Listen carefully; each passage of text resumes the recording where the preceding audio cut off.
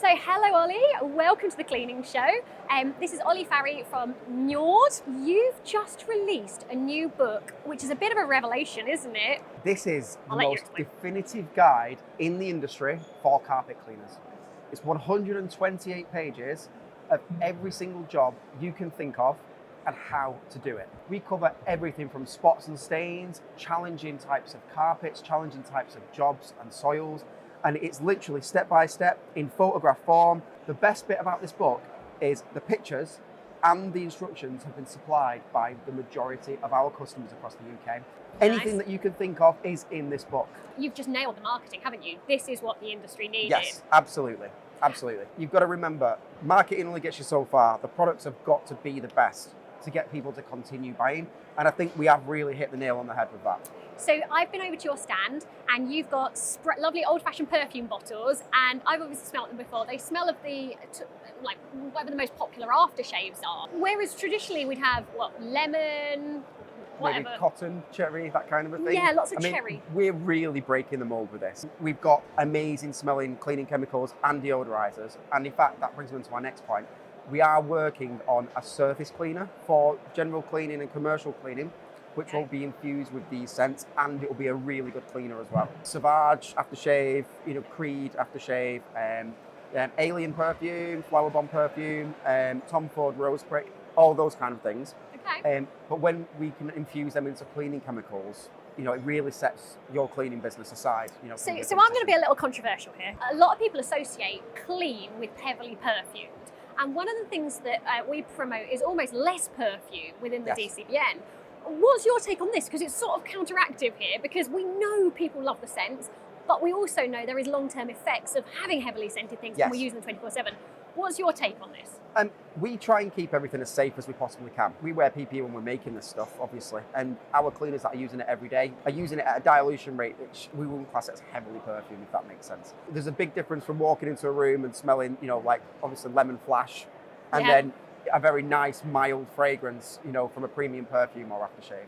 Yes, and actually if you can put good quality things in and it lasts, that's much better than lots of cheap. You've had to add absolutely loads of lemon to make it with smell. all the nasties in there. Yeah. So you've got a new podcast coming out as well, haven't you? Yep. So you have confessed you don't listen to our podcast. I have confessed, but now I know I will. Okay, well I'm going to get you to be a guest on one of our podcasts. But your podcast, you're going to do slightly differently to us. So you've got 10 questions. One of the questions I asked you was, what are your 10 questions and what's the most challenging to answer? The biggest one is what sort of, been the biggest challenge in business so far. My biggest challenge has been staff.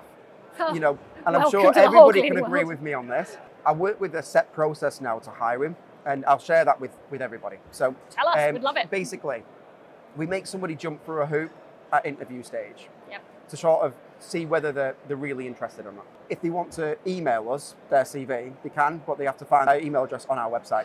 That puts off the people who aren't interested. Okay. Someone who can't do it in 1 or 2 clicks, it gets rid of them straight away. So it's like a filter. Yep. Then on top of that, we get people in for a very informal interview.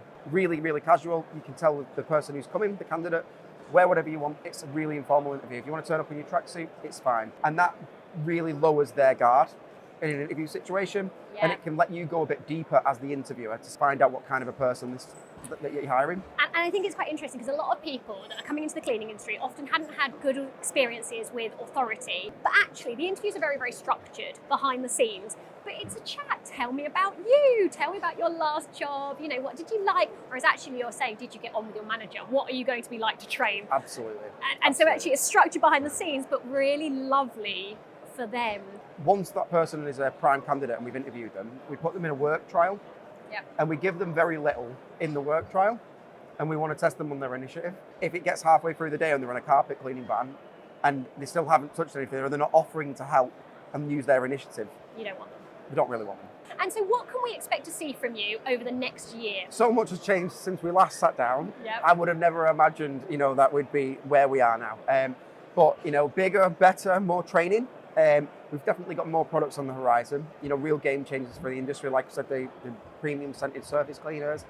We've got some other things that we're working on that I don't want to say just yet. Okay. Hopefully we'll have machinery soon Oh, what, like carpet cleaning that we're you've building designed? a specialist carpet cleaning machine that's like nothing else in the industry, and it is really, really different. I assume it's going to be easy to use. Extremely easy to use. Because that's the trend I'm seeing across all your stuff. Yeah. I don't want to say you make it idiot-proof, but you definitely make a really quite a complex industry, and there is a lot of science in carpet cleaning. Absolutely. You do really take it down and make it accessible to everyone. That was our goal.